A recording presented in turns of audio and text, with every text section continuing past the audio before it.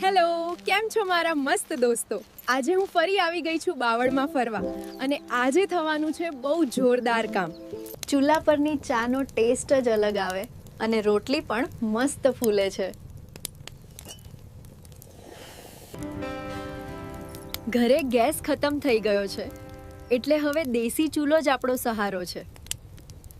તમે વિચારો હું અહીંયા શું કરવા આવી છું?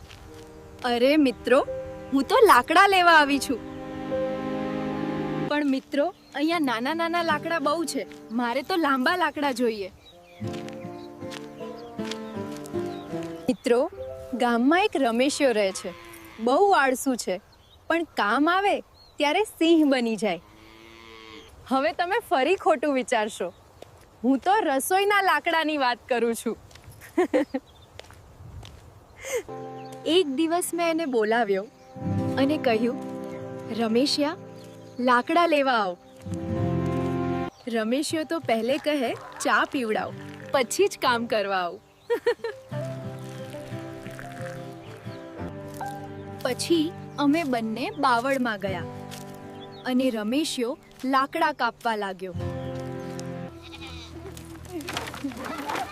પાછળથી બકરું આવીને અમારું આખું લાકડું ખેંચી ગયું. ગામના લોકો ઊભા રહીને રમેશિયાને જોતા હતા અને સૌને બહુ હાસુ આવતું હતું. ધુમાડો એવો થયો કે આંખમાં પાણી આવી ગયું અને પડોશી દોડી આવ્યા. રમેશિયો બકરા પાછળ એવો દોડ્યો કે એની ચપ્પલ પણ તૂટી ગઈ.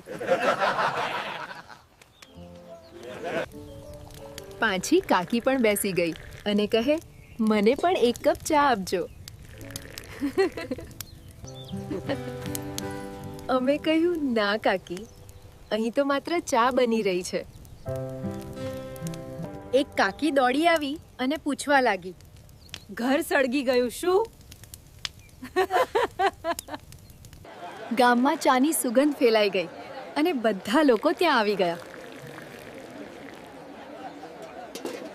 મિત્રો, ગામડાની મજા જ અલગ હોય. અહીં લોકો વાતોમાં જ કલાક કાઢી દે. કામ કરતા કરતા ગામના લોકો ગપ્પા મારવામાં વધારે વ્યસ્ત રહે છે. ગામના છોકરાઓ તો એને જોઈને વિડીયો બનાવવા લાગ્યા.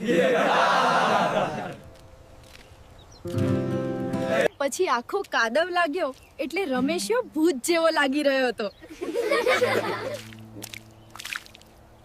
રમેશિયો કહેતો તો મારું મીમ ના બનાવતા યાર.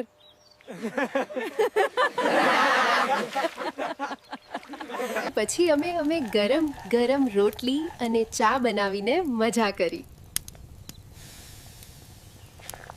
એક વખત રમેશિયો લાકડું તોડતો હતો અને સીધો કાદવમાં પડી ગયો.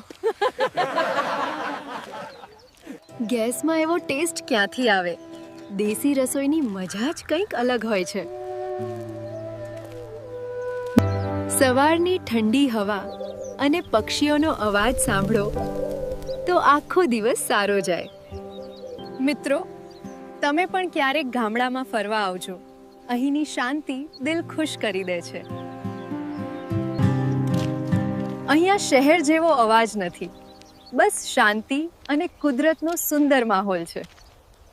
ગામના લોકોની સાદગી અને પ્રેમ જ અહીંની સૌથી મોટી ખાસિયત છે. અહીં ચૂલા પર બનતી ચા અને રોટલીનો ટેસ્ટ ક્યારેય ભૂલી શકાય નહીં. દેશી ચૂલાની વાત જ અલગ છે. લાકડાની આગમાં જ સાચી મજા છે. રમેશિયો આજે પણ કહેતો હતો કે ગામની ચા પીધા વગર મજા નથી આવતી. સાંજના સમયે ગામડાની ગલીઓમાં ફરવાની મજા જ કંઈક અલગ હોય છે.